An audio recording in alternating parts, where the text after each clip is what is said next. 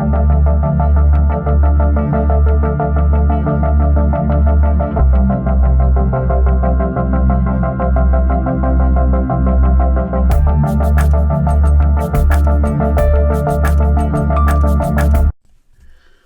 up, YouTube? Balls and Ball Cards back with another video. Hope everybody's had a good week out there. Hope you're doing well. I want to give a shout out here. If you don't watch his channel, I really enjoy it. Junk Wax Investor on YouTube. It's a channel I've been watching for, I don't know, probably the past 6 to 8 months. It's real cool the way he does the content. He basically shows and tracks like top 10 of junk wax football sales, basketball, baseball, hockey, non-sport, and then he'll do like other sports. And each day he does like a different sport or the non-sport or what have you. And it's real cool. He does like a top 10 list normally, and then he'll throw out some bonus cards. Now, what I love about this is sometimes there's stuff that I see on his channel that I may not have ever seen before, like inserts, or, you know, I've mentioned I'm kind of new into hockey, so I love watching the hockey one and see some of the parallels or inserts that he'll show from hockey. And it's just, it's the time period where, like, majority, I feel, people that are in the hobby now or that watch content, at least my content, grew up during. So, you know, the nostalgia aspect of seeing cards from when you were a kid. And, you know, there's several different aspects to it. He's not sitting here, you know, on the screen, and I'll get into why this card's on the screen, but he's not telling you, hey, go buy this Topps Don Mattingly or anything like that. He does use market movers, but he uses it to, he does like a sports card index thing to kind of show where each sport is like trending, and he's built like an index for each sport. So he has a list of cards that he uses to compile the index, and then he tracks it each week to kind of show where the hockey index is or the baseball, and that way it's consistent because he's basing it off of sales from the same cards. So it's really cool what he does. I really enjoy watching his channel, and if you haven't checked it out yet, go check it out. I think you'd really enjoy it.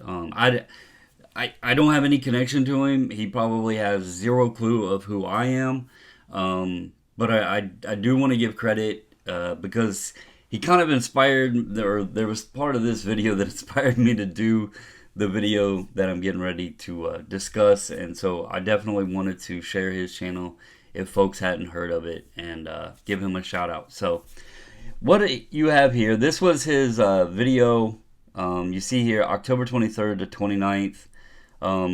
This is the top 10 highest selling baseball cards from junk era on eBay. So this is his baseball one. He uploaded this 8 hours ago. And you see here, this is the 84 Topps Don Mattingly rookie in a PSA 10. And it sold for $815.89. So that's not too alarming to me. But if you go here, look at the pop report. In a 10, there's 886 gem mint 10s for PSA. Total pop number is 17,695. It gives it about a 5% gem rate based off of this total number and then this 10 amount. So, you know, decent amount here, just under 1,000.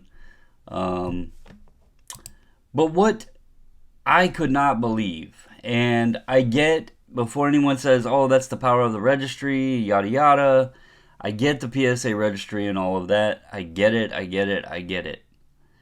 But there's some aspects to it where I have to question, like, is it worth, and again, I'm not here to tell anybody what to spend their money on. If you've got the money and you want it, you know, by all means. But I have to question it sometimes because the next card I'm going to show you really just made no sense to me.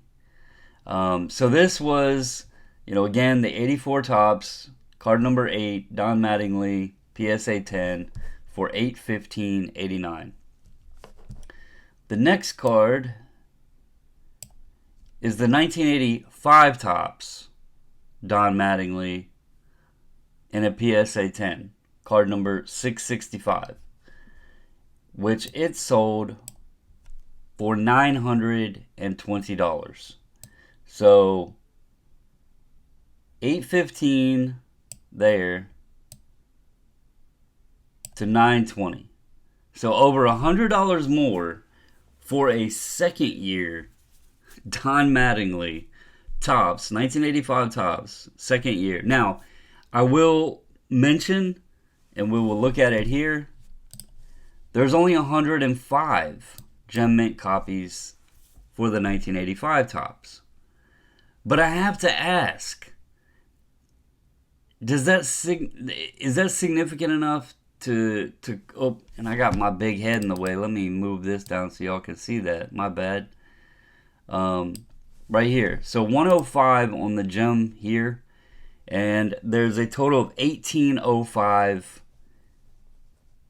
graded for the 85s. Now, as I said, for 84, there's 17,695 graded, and then in 85, there's only 1,805. So nearly 10 times more graded for 84 than 85. And if you took this 105 and multiplied it by 10, you would actually have more Gem Mint 10s than you would have in 1984. I think the issue here is this is limited because people don't want a 9 or an 8, which is more likely PSA would give them. And so now this is like a locked number out, around that 100 range. But the truth is, if you do the math on each of them, the 85 is a 5.8% gem rate, so basically 6% gem rate, where the 84 is a 5% gem rate. So is it worth spending more for a second year 1985 Topps Don Mattingly PSA 10? Pretty much what it sounds like, simply because not as many have been sent in to be graded, likely due to the value if you get a 9 or you get an 8. Because let's go look real quick. If you go to eBay, let's see, what does a 1985 Topps Don Mattingly PSA 9 go for?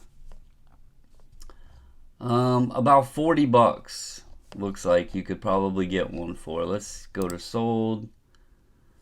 45 or best offer, 45 or best offer. That's a Tiffany.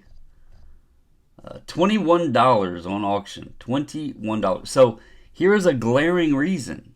People aren't going to risk sending this card in, because if they pop the 9, and I bet this is a newer cert number too. Let's check. Yep, 548. So not relatively like within the past month or so, but it's a newer cert number. Here's another one, 2350. What did it get? Yeah, C648, a newer cert number.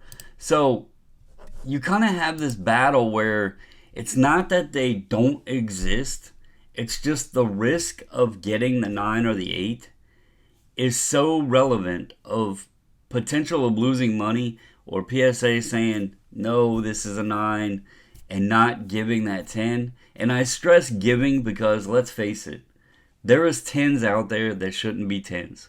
So I'm not saying, I'm not sitting here to crap on their grading, but they do give, air quotes, give 10s sometimes. This card is locked. Like, I would almost guarantee you people are going to, they're just going to stop trying, because it's going to be virtually impossible. If they see that 10 is carrying a higher value, I don't think that many more will get a 10. People won't send them in, and if they do, PSA won't give it the 10. So this is the power of why the registry is kind of it's a weird situation. I get it can be fun, but you're talking about a card that's been graded nearly 18,000 times versus a card that's been graded 1,800 times, with nearly identical gem rates, and yet the second year card is selling for more just because of the registry. There's no other reason. I mean, if anybody can tell me a good reason why the 85 tops would sell for more than the 84 rookie outside of Pop Report and registry, I would love to hear it. But here's an example of one. I would not say this card is a 10. Look at the centering here to here on the back. Now I know the back is different, but it would actually irk me to buy that card and say it's a 10. But anyway, I just wanted to share that because I thought it was an interesting topic. We went through the second year fade with in the boom, that fad that went around, the second year prisms and all that stuff kind of gained some popularity. But you don't really hear too many people talk about like the second year Kirby Puckett or anything like that. So just something I watched his video this evening, and I found it very interesting that the 85 Mattingly sold for over $100 more, over 10% more than the 84. So let me know your thoughts. Would you pay more for a second year copy just because of the gem mint, or would you just spend the $20 and buy you an 85, PSA 9? Because to me it seems silly, but to others there may be a legitimate reason. So that's all I got for you guys. Hope you enjoyed it. Hope you have a wonderful Friday evening. And as always, stay safe, stay healthy, and until the next video, I'm out.